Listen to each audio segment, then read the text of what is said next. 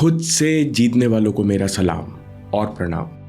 दोस्तों, आप इमेजिन करो कि स्टेडियम में 18,000 लोग आपसे नफरत करते हैं। सामने जो चैंपियन बॉक्सर है उसे खासकर बुलाया गया है आपको पीटने और बेइज्जत करने के लिए। आपको मैच में हर तरह से उकसाने की कोशिश की जाती है। आपका विरोधी जितने रूल्स तोड़ सकता है तोड़ रहा है। रेफरी से नजरें बचाते हुए कमर से नीचे मुक्के मार रहा है, लेकिन आप अपने आप में चैंपियन हो। आपने एक पल भी सेल्फ कंट्रोल नहीं खोया। आपने हंसते मुस्कुराते मजाक करते हुए फाइट की, क्योंकि आप जानते हैं कि आपने एक पल भी हड़बड़ाया तो प्रेशर और लोगों की गालियां आप पर हावी हो जाएंगी। यह कहानी है जैक जॉनसन और बॉक्सिंग के सबसे बड़े match fight of the century की। 1910 का समय। एक तरफ गोरे लोगों को बर्दाश्त नहीं था कि एक अश्वेत व्यक्ति हैवीवेट चैंपियन बने। दूसरी तरफ जैक जॉनसन जब भी जीतता तो वो ये जरूर बताता कि मैं किसी श्वेत से कम नहीं हूं। परिणाम स्वरूप गोरे चरमपंथी जॉनसन की जान के दुश्मन थे। जॉनसन हैवीवेट चैंपियन ना बन पाए, इसलिए जिम जेफरीज को बुलाया गया और मैच ऐसे शहर में रखा गया जहां 96% जनसंख्या गोरी थी, जहां अगर जॉनसन घूमने निकल जाए तो गोली मार दिए जाए। लेकिन जॉनसन बहुत समझदार थे।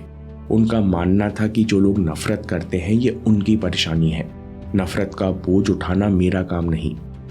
इसलिए गालियों और बेईमानी के प्रति उन्होंने किसी भी प्रकार का रिएक्शन नहीं दिया। इसके विपरीत जॉनसन ने अपना गेम प्लान इसी नफरत को ध्यान में रखकर बनाया।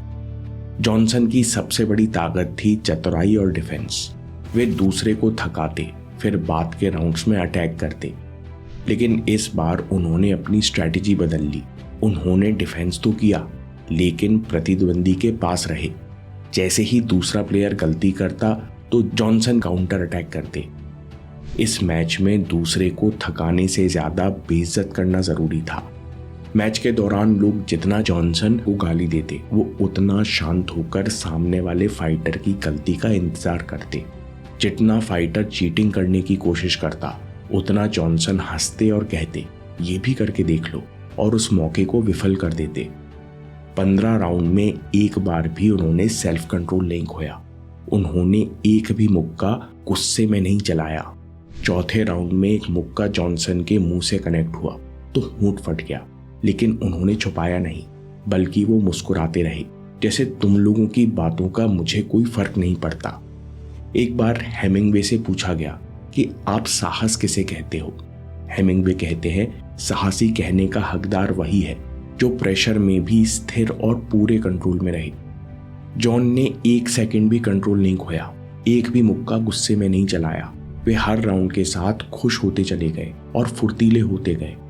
दूसरी तरफ श्वेत चैंपियन जिमी जेफरसन, जिन्हें ग्रेट व्हाइट होप का नाम दिया गया था, वो हर राउंड के साथ क्रोधित और फ्रस्ट्रेटेड होता चला गया, परेशान और थकता गया, और आखिर में आते आते उसके लड़ने की इच्छा नहीं रही। इससे पहले कि जैक जॉनसन उसे नॉकआउट करते, मैच खत्म कर दिया गया। जब मैच खत्म हुआ और जैक जॉनसन रिंग छोड़कर जाने लगे तो 18,000 लोगों ने जॉनसन का अभिनंदन किया। ये पावर होती है सेल्फ कंट्रोल की, जो गालियों को तालियों में बदलने पर मजबूर कर दे। सबसे पहला लेसन, हर शक्ति को सेल्फ कंट्रोल का साथ चाहिए। आपको बहुत नॉलेज है, लेकिन बोलने से आप खुद को रोक नहीं पाते, तो लोग आपकी अच्छी बात सुनना भी बंद कर देंगे और आपको फ्रस्ट्रेशन होगा। आप बहुत ताकतवर हो, लेकिन आप हाथ पैर चलाने से खुद को रोक नहीं पाते, तो आपके दोस्त भी आपके दुश्मन बन जाएंगे। बिना सेल्फ कंट्रोल विकसित किए आपकी हर शक्ति ना सिर्फ बेकार हो जाएगी, बल्कि आपके फ्रस्ट्रेशन की वजह बनेगी। आप खुद से खुश नहीं रहोगे। इसलिए हर टैलेंट और पावर के साथ सेल्फ कंट्रोल विकसित करना बहुत जरूरी है। कैसे विकसित होता है सेल्फ कंट्रोल? Exposure training. अंतरिक्ष में आप छोटे से मेटल के डब्बे में बैठे हो। दुर्घटना होने की अनेकों संभावनाएं हैं और आपकी मदद के लिए भी कोई नहीं आ सकता। ऐसी स्थिति में अंतरिक्ष में जाने वाले एस्ट्रोनॉट्स को सबसे पहले और सबसे जरूरी कौन सी स्किल सिखाई जाती है? आर्ट ऑफ नॉट पैनिकिंग, यानी सेल्फ कंट्रोल न खोना। क्योंकि जैसे ही आपने सेल्फ कंट्रोल खोया तो आप रूल्स, ट्रेनिंग और गेम प्लान फॉलो नहीं कर पाते। जो आसान था वो भी गलत करने लगते हो। इसलिए एस्ट्रोनॉट्स को सबसे पहले सेल्फ कंट्रोल सिखाया जाता है। कैसे?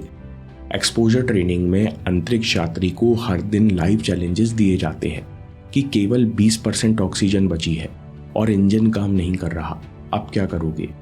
बार बार चैलेंज का सामना करने से और गलतियां सुधारने से सेल्फ कंट्रोल विकसित हो जाता है। सेल्फ कंट्रोल सीखने के लिए अगली बात है नेवर रिग्रेट। पछतावा एक अनियंत्रित इमोशन है। मियामोटो मुसाशी की दुनिया में एक अनियंत्रित इमोशन सामुराई की जान ले सकता है। इसलिए जो भी गलती आपसे हुई है या आपके साथ कुछ गलत हुआ तो उस पर भूल से भी रिग्रेट मत करो, नहीं तो जो सीखने लायक बात है जिससे आपको बेहतर होना है वो भी आपसे छूट जाएगी। इसलिए दलाई लामा कहते हैं, when you lose don't lose the lesson. जब हार जाओ तब लेसन मत हारो। सेल्फ कंट्रोल की अगली बात है दूसरों से कम और खुद से ज्यादा उम्मीद करो। हमें लगता है कि दूसरा हमें समझेगा, हमारी बात मानेगा, लेकिन जब ऐसा नहीं हो पाता, दुनिया हमारे हिसाब से नहीं चलती, तो फ्रस्ट्रेशन और बुरे विचार हमारे मन में एंटर कर जाते हैं। तत्काल मेंटल स्टेट गिरता है और मेंटल स्टेट गिरते ही हम शक्तिहीन महसूस करते हैं। आगे कुछ करने का मन नहीं होता। शक्तिहीन इंसान सेल्फ कंट्रोल धारण नहीं कर सकता। मार्कस ऑरेलियस कहते हैं, give up the fantasy of expectation. उम्मीदों का तिलिस्म त्यागो। सेल्फ कंट्रोल धारण करने के लिए दूसरों से कम और खुद से ज्यादा उम्मीद करो। मार्कस ऑरेलियस कहते हैं, जो हो रहा है वो आपका सच है, ऐसा नहीं होना चाहिए था, ये केवल आपका झूठ है। कोई नेगेटिविटी तुम्हारे अंदर घर ना बना पाए, इससे पहले उम्मीदों का तिलिस्म त्याग दो और जो केवल है उस पर फोकस करो। सेल्फ कंट्रोल के लिए अगली बात, विश्वास करो तुम तैयार हो। मार्कस ऑरेलियस कहते हैं कि इंसान के साथ कभी कुछ ऐसा नहीं होता जो प्रकृति ने उसे सहने के लिए पहले से ही तैयार ना किया हो। जीवन का कोई भी कष्ट इतना बड़ा नहीं है जिसे इंसान सहन न कर सके। जब कोई चिंता करे तो खुद से 2 सवाल पूछने की आदत डालो। हर बार खुद से पूछो कि मैं इस समय परेशान होने जा रहा हूं, वो कौन सी बातें हैं जो मैं अभी बिल्कुल नहीं बदल सकता। जो भी मैं नहीं बदल सकता उस बात को स्वीकार करो। फिर खुद से पूछो, इस समय में क्या कंट्रोल कर सकता हूं?